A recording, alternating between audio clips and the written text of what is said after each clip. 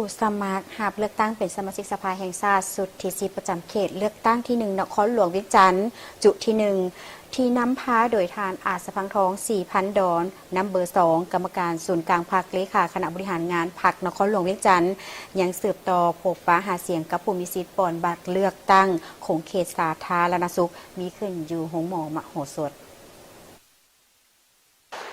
ในตอนบ่ายของวันที่ 12 กุมภาพันธ์ 2026 นี้บรรดาผู้ลงรับสมัครเลือกตั้งเป็นสมาชิกสภาแห่งชาติสุดที่ 10 ประจำเขตเลือกตั้งที่ 1 นครหลวงเวียงจันทน์ได้สืบต่อลงพบปะหาเสียงผู้มีสิทธิ์ปอนบัตรเลือกตั้งอยู่คงเขตสาธารณสุขประกอบมีท่านอาจสะพังทอง 4,000 ดอนนำเบอร์ 2ท่านนางดาลนีพรหมวงศานำเบอร์ 7ท่านสรพิษสุนวรวงศ์นำเบอร์ 12ท่านธนงสิทธิ์เมืองจันทน์นำเบอร์ 13และท่านนางกันทินาปานอินห้วนนำเบอร์ 17เป็นเกียรติต้อนรับของท่านศาสตราจารย์ปริญญาเอกดร.ไมฟองไมไซกรรมการประจำพรรคกระทรวงอธิการบดีมหาวิทยาลัยวิทยาศาสตร์สุขภาพพร้อมด้วยบรรดาพนักงานหลักแหล่งของกระทรวงกรมกองโรงเรียนหงหมอและพนักงานแพทย์หมอให้การต้อนรับในโอกาสนี้บรรดาผู้ลงรับสมัครเลือกตั้งได้ผลัดเปลี่ยนกันขึ้นแนะนำตัวนำเสนอประวัติผลงานการปฏิบัติหน้าที่ในระยะผ่านมาพร้อมทั้งแสดงวิสัยทัศน์และแนวทางในการสืบต่อรับใช้ประชาชนถ้าได้รับการเลือกเป็นสมาชิกสภาแห่งชาติสุดใหม่พร้อมกันนั้นยังได้ยกเห็นถึงบทบาทและความสำคัญของสภาแห่งชาติในการเป็นองค์การตัวแทนแห่งสิทธิและผลประโยชน์อันชอบธรรมของประชาชนบรรพเผ่าแล้วพวกเขาก็ได้รับฟังการเผยแพร่จากทางหัวหน้าทีมงานของเพิ่นในเรื่องหลักการรวมของการ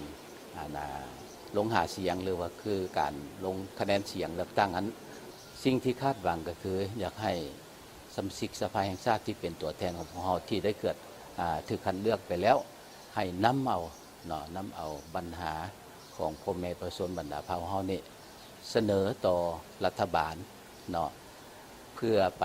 แก้ไขปัญหาความเดือดร้อนของพ่อแม่ประชาชนนี้อันที่1เป็นความคาดหวังอันที่2ก็แม่นว่าความคาดหวังที่ว่าอยากจะเห็น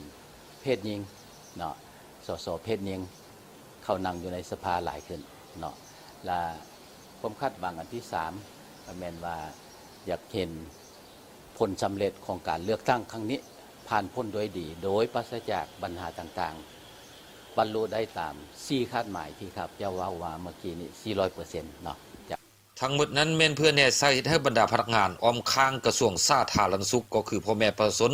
สามารถตัดสินใจปอนบัตรคัดเลือกเอาตัวแทนที่มีความรู้มีความสามารถมีคุณสมบัติศีลธรรมปฏิบัติและมีน้ำใจรักชาติรักประชาชนอย่างแท้จริงเข้าไปเฮ็ดหน้าที่เป็นกระบอกเสียงในการปกป้องสิทธิและผลประโยชน์ของประชาชนอยู่ในสภาแห่งชาติและสภาประชาชนแขวงให้มีความเข้มแข็งและศักดิ์สิทธิ์ขึ้นกว่าเก่าแน่ใช้ให้การปอนบัตรเลือกตั้งครั้งนี้มีประสิทธิผลและเข้มแข็งเข้มงวดตามระเบียบกฎหมาย